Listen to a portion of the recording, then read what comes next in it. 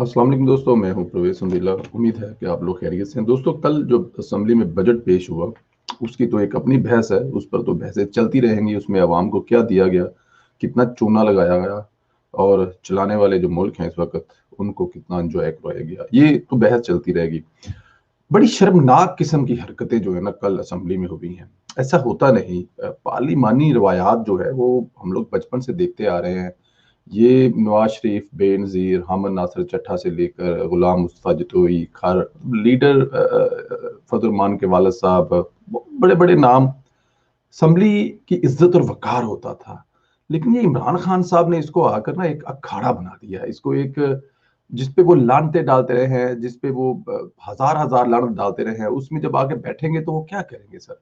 क्या उसकी इज्जत और तहरीम करेंगे? क्या उसके लिए उनका प्रोटोकॉल होगा? शर्म से ना सर झुक गए हैं कल। वहां पे जो हरकतें पीटीआई के रुकने असेंबली करते रहे हैं ना, वो बिल्कुल देखने वाली थी कि आप उसको देख कर शर्मा जाएं। कुछ वीडियोस हैं जो आपको दिखाई जा सकती हैं, जिसमें आप देख सकते हैं कि जब असेंबली में बजट पेश किया जा रहा था तो वहां पे क्या हो रहा था। आप जब देखेंगे तो आप भी ये सोचने पर मजबूर हो जाएंगे कि ये वो पढ़े लिखे लोग हैं जिन्हें आप मुंतखब करके अपने मसाइल हल करने के लिए असेंबली में भेजते हैं।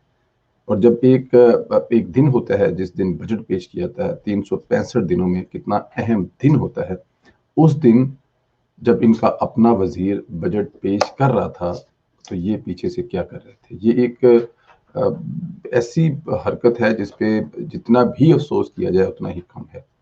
पहले आपको ये हरकत दिखाते हैं जिसमें ये नियाजी साहब हैं जी, एमएनए हैं पीटीआई के, और इनके पीछे जरताज गुल साहब बैठी हुई हैं, इनके साथ दूसरे साहब बैठे हुए हैं। ये देखें जरा पहले आप।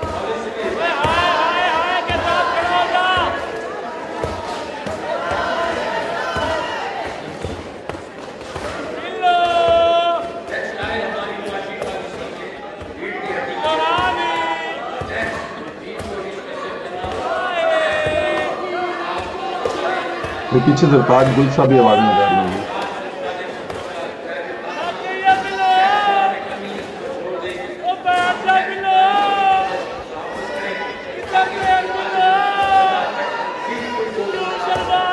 ये आगे शिब्बी फराज बैठे हुए हैं, साथ में वो खुसरो बख्तियार साहब बैठे हुए हैं, साथ में गंडापुर साहब बैठे हुए हैं।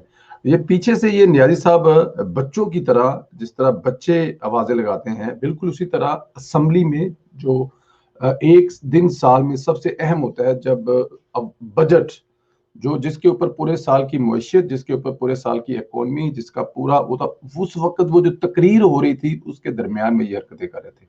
और जरताज गुल साहबा उनका बकायदा साथ दे रही थी, पीछे से वो भी आवाजें लगा रही थी। और आवाजें क्या लगा रहे थे? बिल्लो बिल्लो नस गई हैं, बिलावल को आवाजें लगा रहे थे।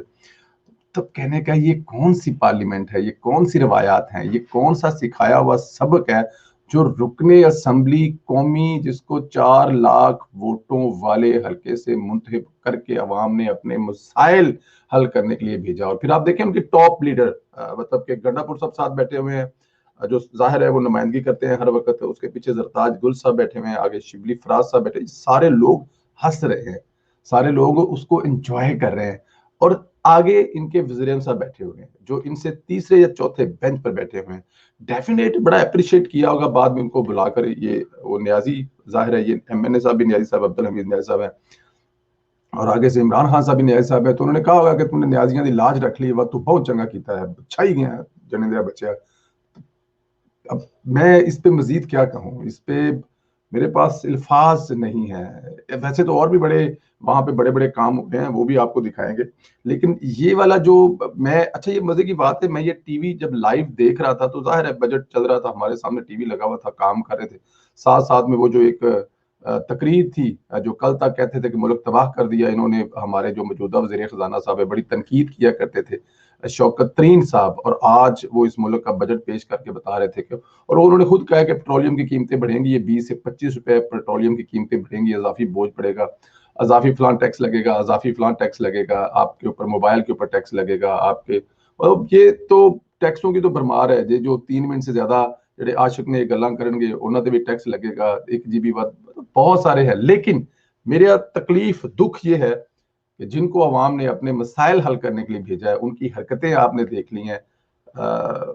फिर नवाज शरीफ साहब तो याद आएंगे ना आपको, कहाँ कहाँ नवाज शरीफ साहब आपको याद नहीं आएंगे, यहाँ पे नवाज शरीफ याद आएगा कि वो इस मुल्क के लिए कुछ करता था। और ये जो कर रहे हैं वो आपके सामने है, फैसला आपने करना है। मैं इंतजार करूंगा आप लोगों के कमेंट का।